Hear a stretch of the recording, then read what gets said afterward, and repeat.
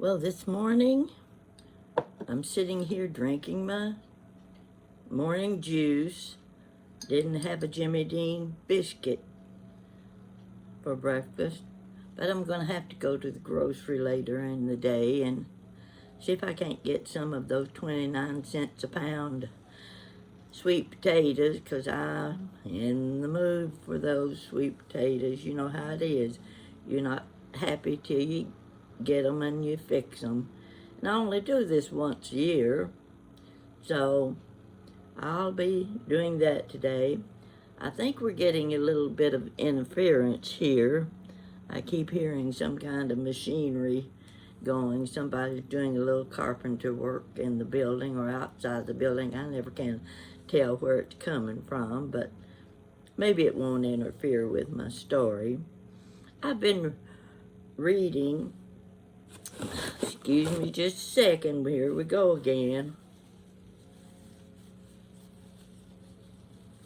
As you can see, I'm in my little worn out house coat.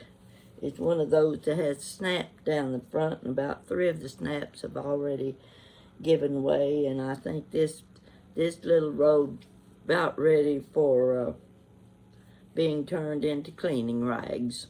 You know how that is. It's kind of cottony, so I can cut it into squares and use them for dusting rags and things like that. Because I got several more. I've told you about my good deal at Goodwill where I bought 4 house coats for $1.99 each. And honestly, folks, it pays to look around in those shops. You just never know when you're going to run into a really good deal. Now, I've been reading my comments on my story about kids will be kids, and fortunately, you've caught on to the humor in it. That's what I was hoping for. You know, that's one of the hardest things there is to do, is try to tell a story that's funny and keep the humor in the story for your listeners. Some people, it's natural. Anything they say. You've known people that it seemed like everything they said was funny. Well, that's not easy to do. But I think I hit your funny bone when I told that little story. And I got to remembering about when my aunts and uncles and cousins used to come to visit us. And of course, get the subject of food up, and there's nothing you want to do except go to the kitchen and make something. That's where the sweet potato casserole comes in. I've got that on my mind, and I'm not going to be happy until I make it. So, let's go back. Oh, when I say way back, I'm old enough to share conversations with Methuselah. And I want you to know first, I'm not all fixed up and cleaned up. I just got up, went to the kitchen, got my juice, sat down here and started reading. So what you see is what you get. But I thought my red glasses might ward you off from looking too close at me. Just listen to my story. Okay, we were kids. My aunt and uncle would come. They'd bring another aunt with them. And Mama could cook a meal that would feed an army if she was fixing fried chicken, biscuits, and gravy. It just went on forever and ever. And I don't know how it was for you when you were kids, but it was always the mannerly thing that the adults ate first, because the table wasn't big enough for everybody, and I can picture it now. My uncle, my cousins, the ones that were the boys that were already grown and thought they were men, they got to sit in the kitchen to the fried chicken and gravy and biscuit first. And we kids, we had to sit in the living room. Now, we were as hungry as those men were, but that's how it was. Adults ate first. And we would sit there and peek around the doorway, because you look from the living room through the dining room straight into the kitchen. You could see the kitchen table right in the middle of the floor. And I could see my Uncle Lon's arm go across the table, reaching for another biscuit. He didn't say, "Pass the biscuit, please." He just reached across the table and got the biscuit. That's how it was. And we kids would look at each other and say, "They're not going to leave any for us." And again, I'd see that arm go across the table, another biscuit. There ain't going to be anything left when we get in there. They're going to eat it all, and they don't care whether we get anything or not. But you know, that's one thing I'll say about my mother. She knew we were in the living room hungry as the men were.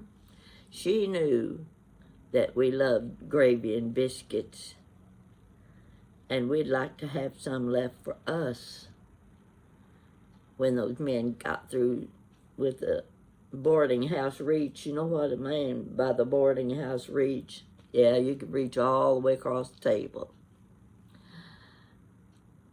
Mama thought ahead. She had a bowl of gravy and a pan of biscuits in the oven, staying warm. And the men didn't know they were there. So she was looking out for us kids. She was going to make sure there was enough food to feed us too. Now, it's funny how you remember little things like that. And then after dinner was over, of course, the women stayed in the kitchen. They cleaned up the table, washed the dishes, and then in our dining room, Mama had put the piano, the old upright piano. You know what I'm talking about, the one that used to have the piano roll in the back of it. You could open those little doors, but ours had been removed. And the only person in our family that could play the piano was my sister Wanda, and she chorded it. You know, if you know two chords, you can play anything. And when she didn't know the notes on the piano for a certain song, she'd just chord. But I remember when Aunt Mary, Uncle Will's wife, she would come. And of course, everybody had to sit around and sing a few hymns. That's just the way it was. But Aunt Mary would sit down at that piano. And you've heard the expression, she could make it dance. I'm not kidding you.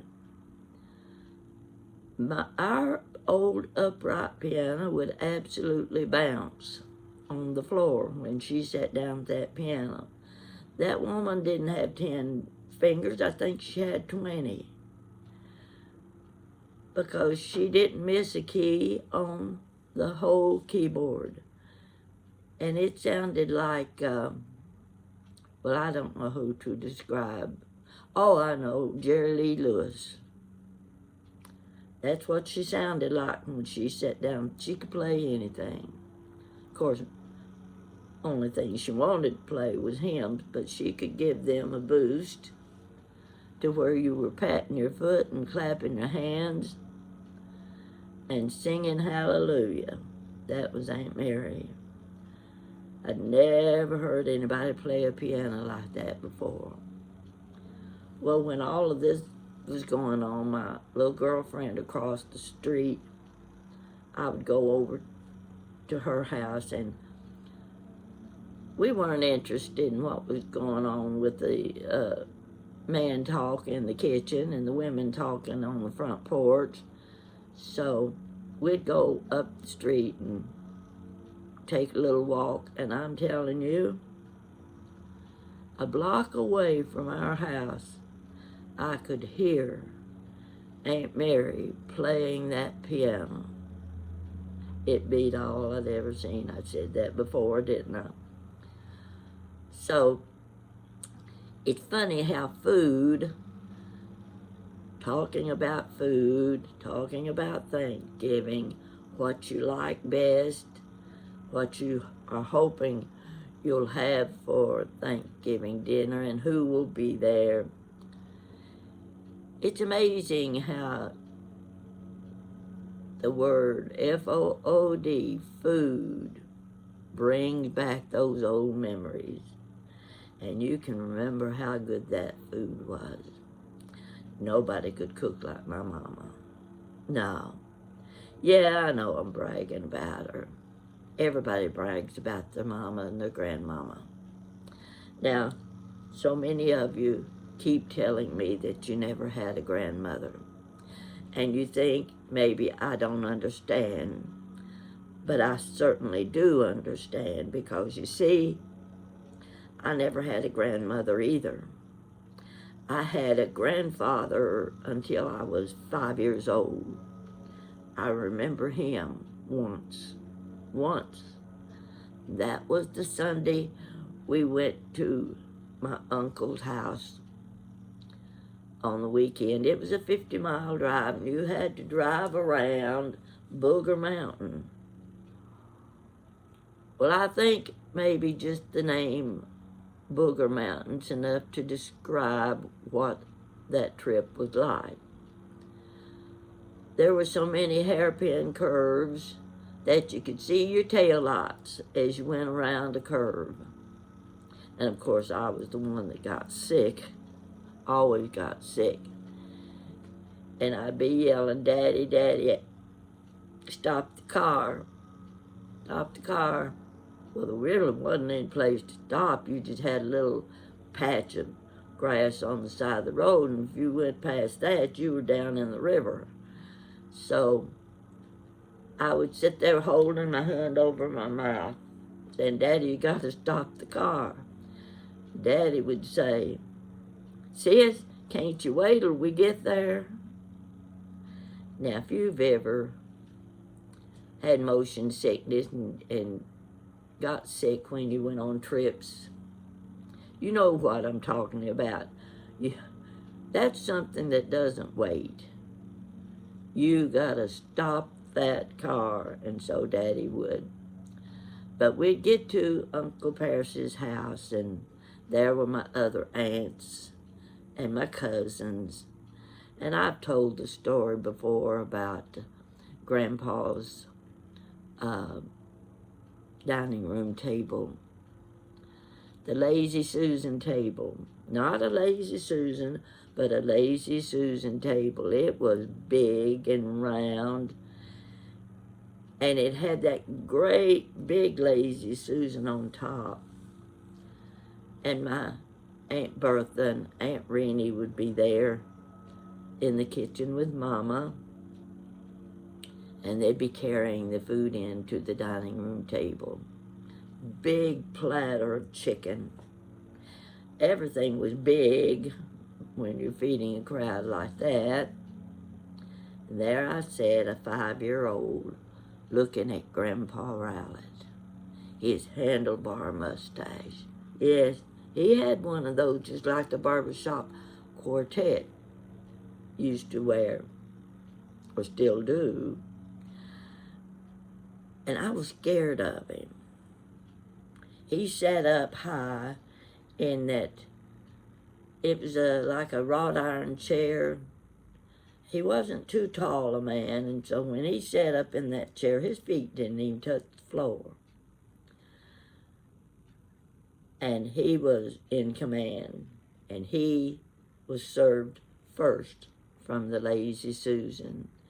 And each person would reach up whatever dish was in front of them on that Lazy Susan.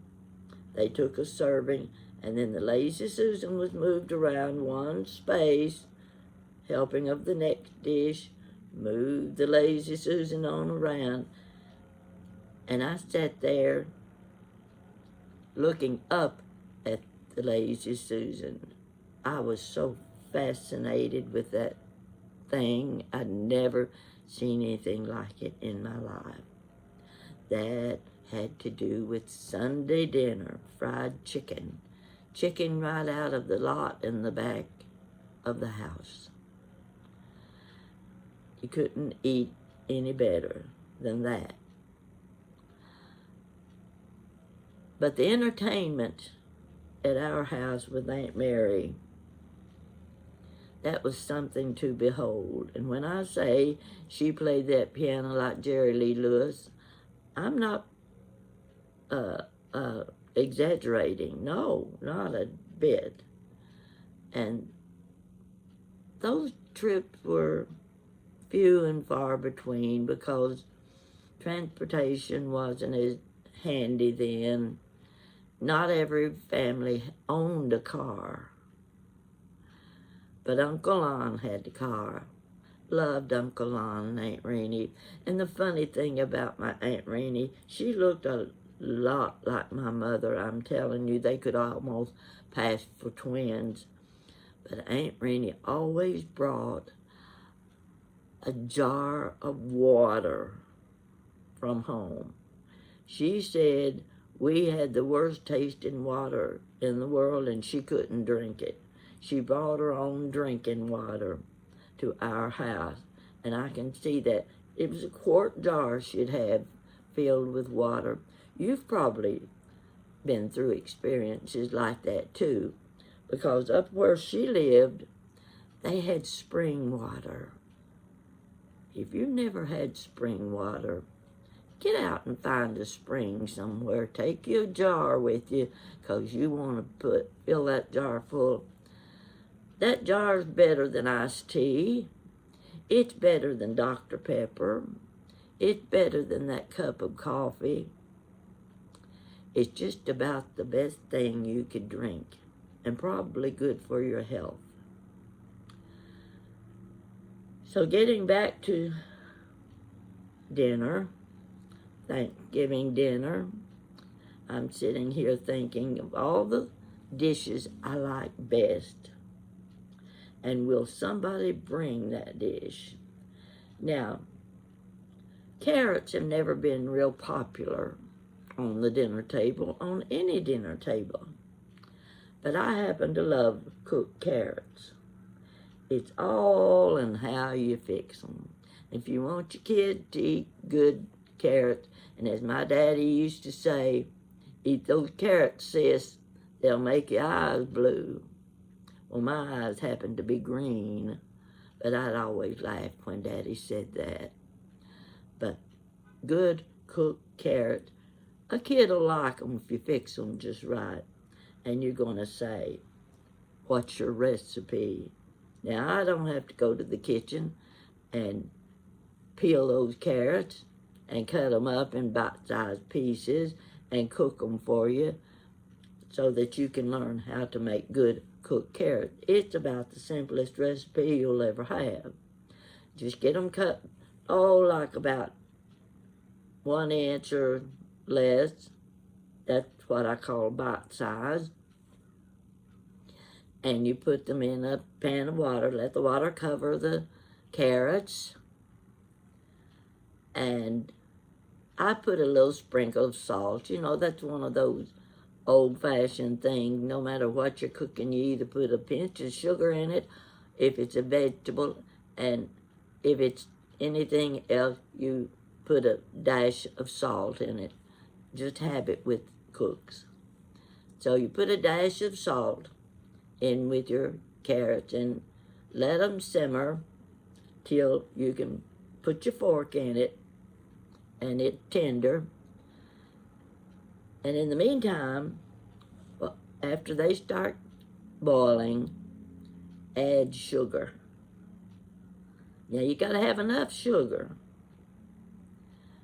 And for me, it's enough sugar and another spoonful. That's how I sweeten things. An extra spoonful for me. You've got to be able to taste the sweetness of your carrots and make sure they're tender, and then you drain the water off, put a little butter over them. Just butter doesn't change the taste in it, just makes them look pretty. But I love cooked carrots, and they give color to your table. We like colorful dishes. So if you're trying to come up with another dish for your Thanksgiving dinner, try a big pan of cooked carrots. They'll look pretty. And you can put a little parsley on them. That colors them up a little bit too. But people don't put peas.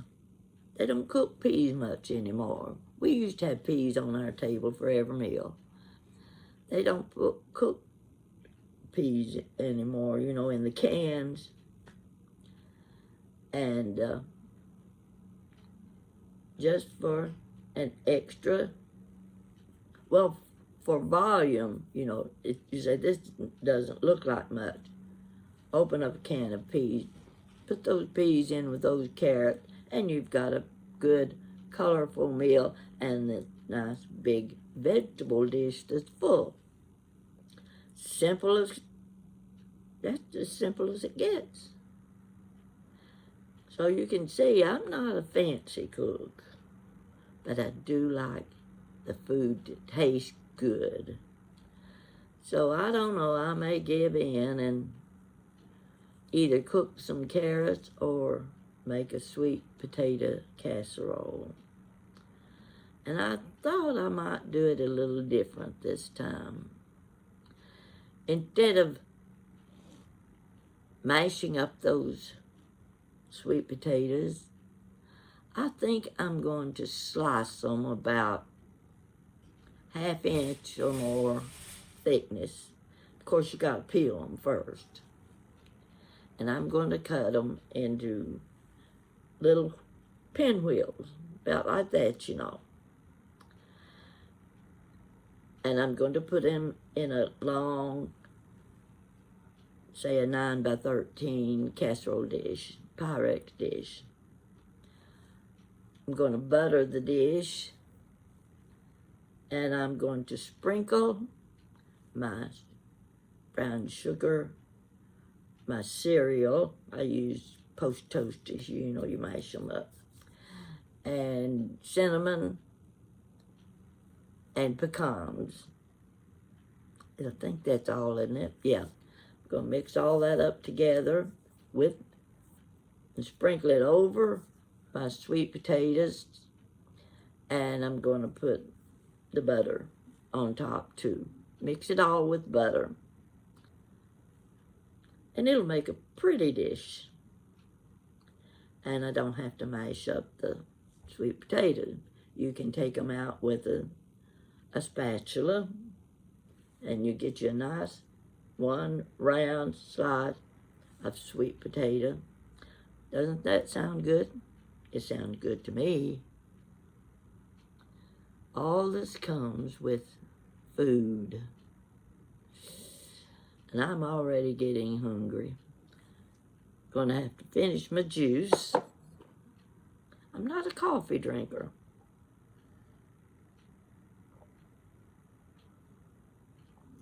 Now this doesn't look like juice, because when I drink orange juice, it gives me heartburn. So I go buy the Ocean Spray. I wouldn't call it juice. I think it's just a fruit drink. This is cran grape. That's what I drink for breakfast every morning, and I'm sure my doctors say quit drinking that juice.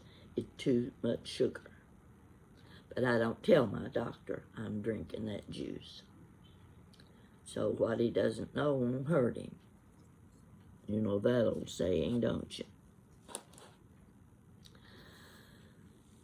When I don't have anybody to talk to, you get to listen to me. Don't you just love that? I've got an audience. My family gets tired of hearing me talk. But I always get a response from you people. And I got a lot of responses to Kids Will Be Kids. There are a lot of silly little stories like that a person can tell. And there's always somebody that can relate to your story. That's what's nice. It brings back their own childhood memories. And it makes you laugh. No matter how bad the situation was as a child, when you retell that story, you're going to get laughter. And that's what I'm hoping I can pass on to you. Like I've said before, if there's anything I'd like to do, I'd like to be a stand-up comedian. But I don't have exactly what it takes, so I just pass along a few of my stories. And I do know that it means something to a lot of you because I'm telling your story too. You remember, I did that too. My sister did that to me. I wanted to bury my brother in a hole when he did that. And I ran and hid under the bed when Mama found out what I had done. You know how it goes. Those are the stories you're telling now. And they're all funny now. Some of them were sad, some of them were bad back then.